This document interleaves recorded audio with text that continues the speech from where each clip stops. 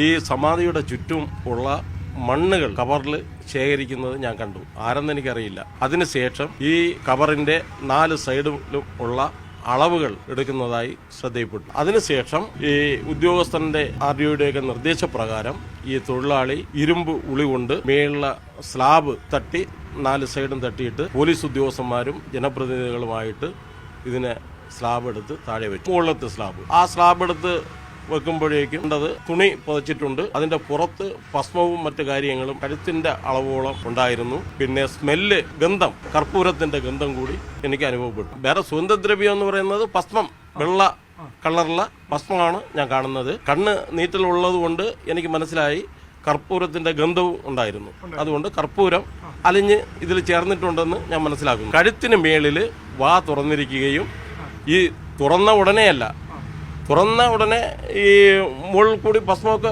ഉണ്ടായിരുന്നു. പക്ഷേ ഈ കാണുന്നത് കഴുത്തിന് കീഴെയാണ് കട്ടയ്ക്ക് കാണുന്നത്. എനിക്ക് ആളിനെ നേരത്തെ അറിയാവുന്നുള്ളത് കൊണ്ട് ഇത് ഗോപൻ സ്വാമിയാണെന്നുള്ളത് എനിക്ക് വ്യക്തമായി മനസ്സിലായി. അദ്ദേഹം ഇരിക്കുന്ന നിലയിലാണ്. അടിയിൽ ഇതിന് താഴെ ഭസ്മം ഉള്ളത് കൊണ്ട് അപ്പോഴും മനസ്സിലാക്കിയില്ല. അല്ലാതെ നേരെ കിഴക്കോട്ട് തിരിഞ്ഞെന്നാണ് തോന്നുന്നത്.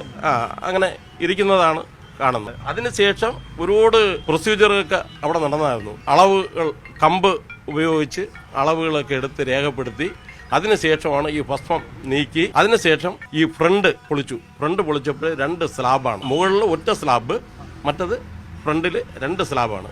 ഈ 2 സ്ലാബും പൊളിച്ചു മാറ്റിയതിനു ശേഷം മൊത്തം ഈ ഭസ്മവും മറ്റു കാര്യങ്ങളും ഒക്കെ നീക്കി അതിന് ശേഷം വീണ്ടും അളവും കാര്യങ്ങളൊക്കെ എടുത്തു. എന്നിട്ട് ഓരോ സൈഡായിട്ട് പൊളിച്ചു. അങ്ങനെ 3 സൈഡ് പൊളിച്ചു. ബാക്ക് മാത്രമാണ് പൊളിക്കാത്തത്. എന്നിട്ട് ഇതെല്ലാം മാറ്റിയതിനു ശേഷം സ്ട്രെച്ചർ കൊണ്ടുവന്നിട്ട് ഇദ്ദേഹത്തെ സ്ട്രെച്ചറിൽ ആക്കി അതിനുശേഷം ടേബിളിൽ കിടത്തി പോലീസ് ഓഫീസറും മറ്റു നടപടികളെല്ലാം ജനപ്രതിനിധികളെല്ലാം നിർത്തി ഫോട്ടോ എല്ലാം എടുത്തതിന് ശേഷം ഇൻക്വസ്റ്റ് തയ്യാറാക്കി ആണ് മെഡിക്കൽ കോളേജിലേക്ക്. എനിക്കൊരു 18 വർഷം കൊണ്ട് ഇദ്ദേഹത്തെ ഞാൻ അവസാനമായിട്ട് കാണുന്നത് ഒരു 1.5-2 വർഷം എനിക്ക് വരും. ഈ ക്ഷേത്രം വെക്കുന്നതിന് വേണ്ടി പലരും സഹായം സ്വീകരിച്ചിട്ടുണ്ട്. ആ പ്രദേശത്തുള്ളവർ ചേർന്ന് സഹായങ്ങൾ കൊടുത്തിട്ടുണ്ട്. അങ്ങനെ ആദ്യം ഇവിടെയായിരുന്നു വീട്. ഈ വീട് വിറ്റാണ് അവിടെ സ്ഥലം വാങ്ങിയതും ബാക്കി കാര്യങ്ങളൊക്കെ നടന്നതും.